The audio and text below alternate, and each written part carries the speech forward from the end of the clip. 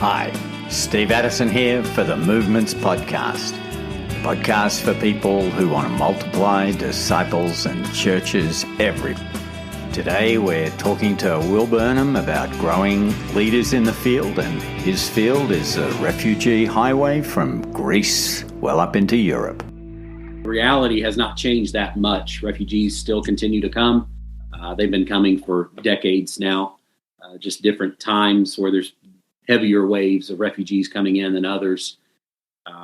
And so people are still coming. Now with COVID, that has restricted the flow, and it has really, as we've seen the last couple of years, it has only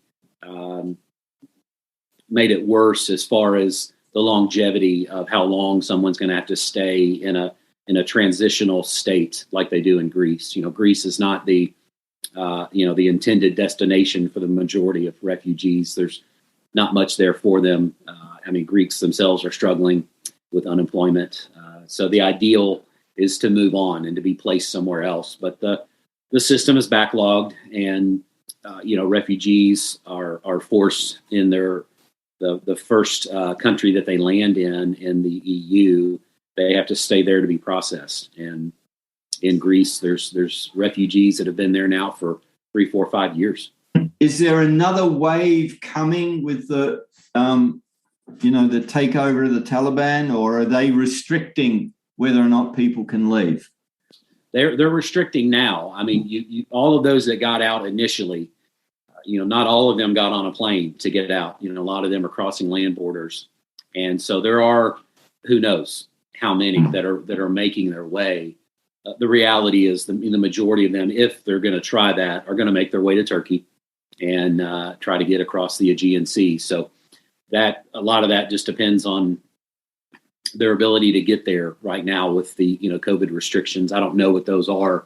I can't speak to that, in some of those countries that they're trying to travel through. But I wouldn't be surprised. I know you're always told that there's hundreds of thousands, if not a million, refugees in Turkey just waiting for the opportunity to cross. So, that could come at any time based on geopolitics and global disasters and whatever, So I think we just settled on, we can work with what God has given us in this moment. Let's be faithful with that and be as prepared or more prepared than we were initially.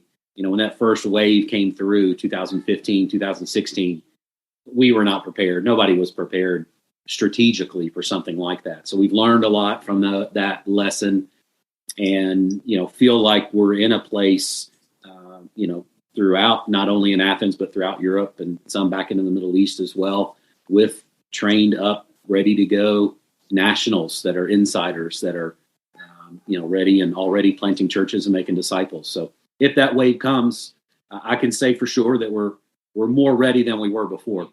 We learned very early as cross-cultural workers where our level of effectiveness just stops, and we just got to recognize that and be okay with it. Me as a foreigner coming in, working with any other people group, I am never the best option. Never. Right here in Kentucky, I'm the best option. These are my people. I know the language. But anytime I'm crossing into another culture, even here, if I'm trying to share with a Spanish-speaking, Mexican that has moved here for work, it's going to be far more effective if there's a native Spanish speaker that, is a solid believer in our area that's doing the sharing of the gospel and the making of the disciples. And I just want to come alongside him to help him do that more effectively. So regardless of where we are, but for sure, when we cross the pond and we go somewhere internationally, cross-culturally, as a Westerner, we just got to come to terms with where our limits stop. And I've always used, basically, I look at a D league to an A league. Mm-hmm. I can use football analogies or baseball, but maybe not everybody's going to understand that. So, a D league is if I need a translator. That's simple enough. Anybody that needs a translator to share the gospel or make a disciple, you're D league. Just accept it. That's who you are. It is what it is. It doesn't mean God can't use you. It just means you're not the most effective. Let's be faithful and do that until we get to another, so C League would be that next level. And that's if I learn a language so well that I don't need a translator. So great. Praise the Lord. I can certainly be more effective. However, I'm a Westerner. I'll process information like a Westerner. I'll never be Eastern thought processing individual. I don't know what it's like to convert out of Islam or Hinduism. I don't know the societal pressures that would happen because of that. So I'm still not the best option. I'm better, but I'm still not the best option. B League would be what we would call near culture. And that's that's an Afghan sharing with an Iranian, right? Language is about 80% similar. Culture is about 80% similar. Religion is 100% similar. But Afghans and Iranians, they don't always mix well.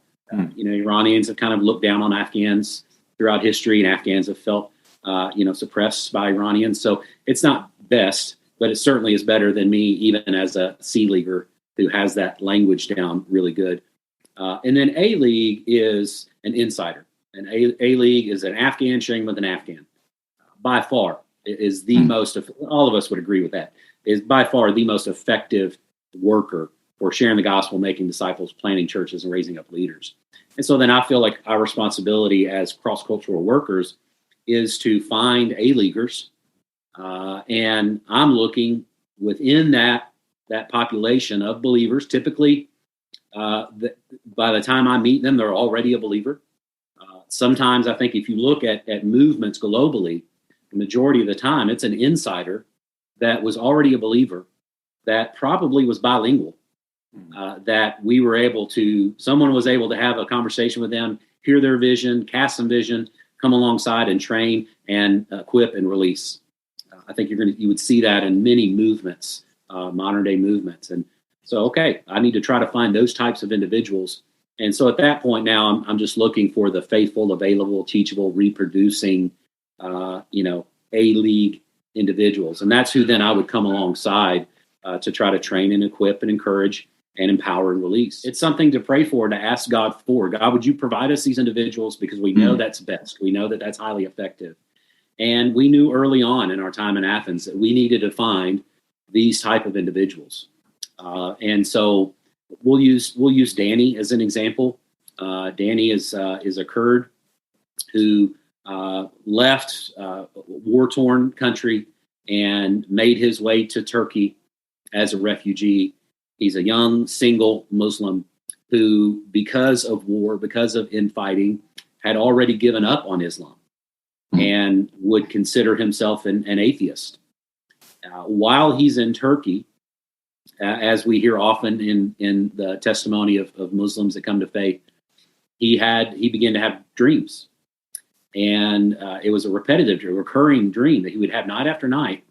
And it was him walking up to a crossroads out in the middle of nowhere, just the crossroads. And there's a man sitting at the crossroads, and Danny would walk up to the man and he would ask him, which way do I go?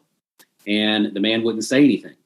And this happened 3, 4, 5 nights in a row. And Danny would tell you, man, when he would be angry. He's like, I keep asking this guy, which way I need to go. He never would answer. So eventually though, the next dream, he doesn't say anything, but he holds out his hand to shake his hand. And there's a tattoo on his arm of a cross. And so he's a cross. And so eventually, another dream, and it just keeps progressing. And now when he asks the man, which way do I go? He says, I am the way. So Danny begins to do some research and really ask questions about Christ and Christianity. He's in Turkey, so it's not the easiest thing to do to find a church. But he does find eventually through Facebook a group of believers that are meeting, reaches out to the pastor, who, of course, is skeptical and really takes a long time even to get a face-to-face. Once they do get a face-to-face, Danny shares his story. And eventually he's invited to come, and he comes to faith there in Turkey. So already a believer. While in Turkey, he starts doing, ministry as best he can. He doesn't know much, obviously, but he's got a passion to now share this with other people. He finally gets to the coast where he pays a smuggler, makes his way across to Greece, and he's in Greece for about 6 months before we ever meet him. and has already led 4 families to the Lord, entire families to the Lord in the refugee camp that he's in Greece, and is meeting them. Well, he hears about our work, and he contacts us and says, "Hey, I want to do ministry with you guys." And we don't know him. We're like, what does that mean? What does that mean to you? And he says, "Listen, this is what I'm doing." And so, this is like every missionary's dream. Yeah. You've got a Muslim background believer that's come to faith, that's already sharing his faith. He's led people to the Lord. He says, "This is what I'm doing. Can you help me do it better?" Okay, So it's finding individuals like Danny, who was a young believer but passionate, very passionate. And so now we just start to look for those characteristics, those qualities of faithfulness, availability. Is he teachable, and does he reproduce whatever he's given? And so then that's where your tool set comes in. Is your tool set reproducible? And we'll filter guys like this by obedience to the commands of Christ and his faithfulness to go and to share. And as he's leading other people, you begin to look for things like releasing the authority for baptism, some of the things that we know, but to find a national that's doing it is just huge. And so then, we come alongside a brother like Danny and just train, equip, encourage, support him so that he can do this work without any fear or frustration. He's a refugee, living in Greece. So we come alongside brothers like this in a very strategic way so that God can use him most effectively. And so any fruit that it's Danny's fruit. It's not mine. It's not like I'm asking him to bring those people to me. I've only met some of his key leaders. I've never met anybody else downstream. And only that is during, when we're doing mid-levels and really trying to coach and to train and equip. So it's all about empowering him to be used. Now, the uniqueness of Athens is that we were able to find not 1 or 2 or 3, but 5 or 6 brothers just like Danny that came out of different faith systems, come from different countries and cultures, similar stories, all came to faith, and either on their refugee journey or while in Athens, when we meet them, they're already doing something. They're just not doing it the most effective way. And so we just developed a team there. And our team meetings, you've got, an Afghan, an Iranian, an Iraqi, a Pakistani, a Greek, and, a couple of Americans in there. It's just a great, beautiful picture of heaven. But we're getting to, work for God's kingdom together. And so we just developed a synergy there in Athens of all these brothers co-laboring together, all pursuing the same mission, all pursuing the same vision, all using the same tools.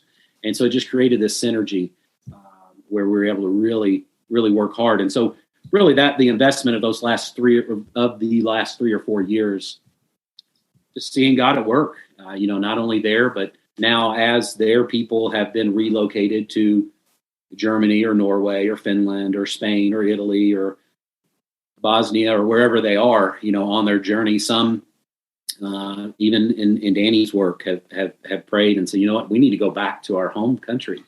And so they paid smugglers to get there. Now they pay money to fly to go back to take the gospel with them. And so just now looking at how the refugee highway has expanded God's kingdom, because we've got this concentrated time in Athens where we can really train and raise up so that when anyone leaves, they know how to make a disciple, start a church, raise up others. So maybe we just debrief some of the principles I picked up, just hearing you explain that. One is the paradigm that you're not the solution. The Westerner is not the solution to the Great Commission or the only solution. Right. So you're looking for cultural, linguistic insiders and seeing them. They're the A-leaguers. At best, I'm a C-leaguer. Right. So you've got to have that paradigm. But the other piece is you're in the field. So Danny hears you're doing something. If you're just sitting in your office praying for Danny, he'd say, well, okay, but I want to make disciples, not just pray. So, and you've got some tools that you and others have refined. And so Danny sees, not only are they doing what I want to do, but they're doing it well. I've got something to learn from these guys. And then the other thing you're doing is investing relational time in those who are, faithful and fruitful and available and teachable. You personally are connecting with them and building a relationship, but you're also building a relationship for them with peers, with and they may be different nationalities, but you're all in this together, which means there's quite a filter in terms of who gets into that network. I mean, the gospel's going out to everyone, but you're looking for leaders of leaders and creating that community together with them as they reach each of their people groups. Yeah. Did I leave anything out? I'll expand on that because that's a great point. As foreigners, as Westerners, we tend to be gullible. We tend to believe the best in a person because that's just who we've been taught to be.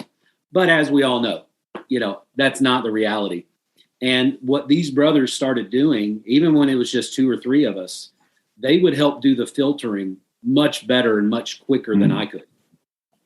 We learned that lesson in India as well when we served there. And we thought, oh, this brother, he really wants to do the work. And our Indian national brother we were working with, he's like, and he would let us make it. We said, oh no, brother, we really this is going to be great. 2 months later, we're like, yeah, you were right. He knew it. He knew it from the beginning. And so now we've just learned to listen. And so I've seen the level of discernment in these brothers because they know their people. They know. And when you could be doing this in a third world country. That's one thing. When you're doing this work with refugees, just so many things get heightened as far as what I've really got to be. I have to make sure that these brothers are wanting to do this for the right reason. So your filter has to be really high. But these guys, they started to protect what we were doing in a good way. Sometimes protection can be holding on to too much. Yeah. It's not that. But they saw what we were doing. They were excited about it. And they wanted to protect that work from others that said they wanted to do it, but probably had, false motives or false intention or they just weren't ready. And they were just able to do that so much quicker so that when we ended up building that team out, it was of highly effective brothers, but it was in large part because we listened to them. They helped us know who we needed to bring into that often. And you're like a coach you're still playing the game. Yeah. But that coach is looking at the next generation of stars in a sense. Look at me. My playing days are done. Right? You're right. It's helping them be the most effective that they can be for the kingdom. And just finding pure joy in that. Oftentimes I've seen missionaries that they spend years, perfecting a language and learning a culture, trying to be that, C League or most of us understand we're never going to be, an Afghan. But, surely I can get to the point where I'm near culture, and I'm going to be highly effective. I mean, you can live in a country for 20 years. You're always going to be American.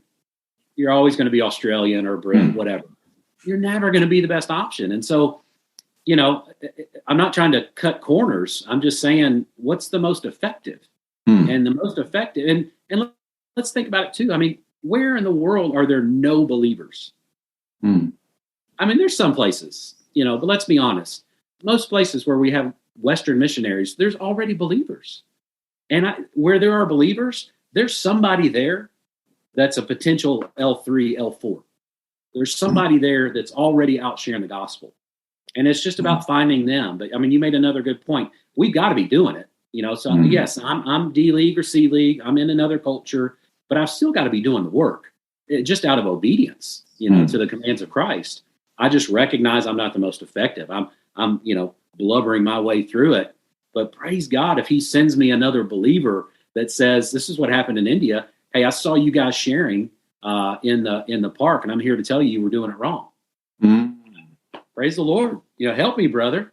And he, that guy's now looking for somebody to do this with. He probably didn't think it was going to be two white Americans, but what it ended up being. And what's God's role in this? Where do you see the hand of God connecting you to these folk like Danny? Yeah, I mean, for one, God has already done the work, and again, that's not going to be in every situation. In our case, it has been, and in many that you would talk to, I think you're going to find that to be the case. They're already a believer. God's already saved them. I think it's when God brings two brothers together or sisters together to run and to do the work. I mean, that's just, and again, cross-culturally, that's just an act of God. It's like somebody hears of somebody else, or oftentimes I'm casting vision with a pastor or a ministry leader, and about halfway through, they're like, "Oh, I know who you need to meet," and so they've already been working in some. I never would have met them otherwise. Yeah, but God puts it on the heart of that person that I'm casting vision to say, "Oh, you need to connect these guys," and or you're out sharing the gospel at the same time in the same park, and you try to share with them while they're trying to share with you. Those types of things happen, and it's a God thing, and then the rest is just us being faithful and obedient to the Lord and what He's commanded us to do, and humbling ourselves. Again, I think the greater test is on us as Westerners to die to self and to know that we're not the best option, to know that God has someone there. We just have to find them.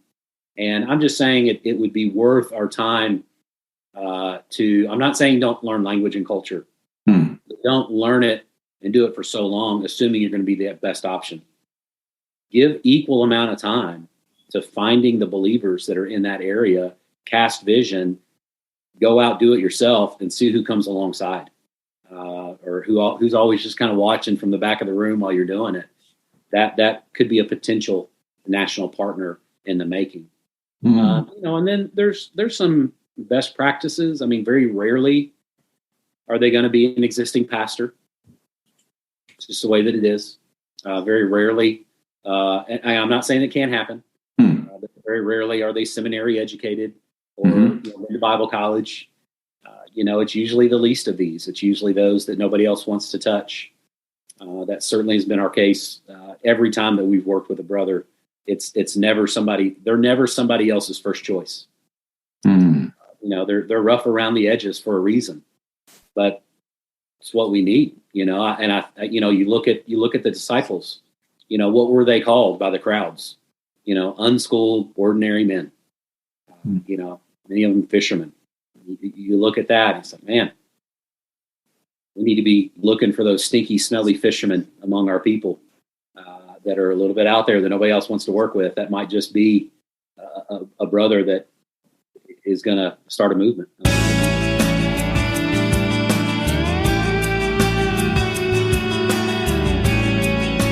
Thanks for listening, and remember you can visit movements.net for the latest updates and resources. I'm Steve Addison for the Movements Podcast.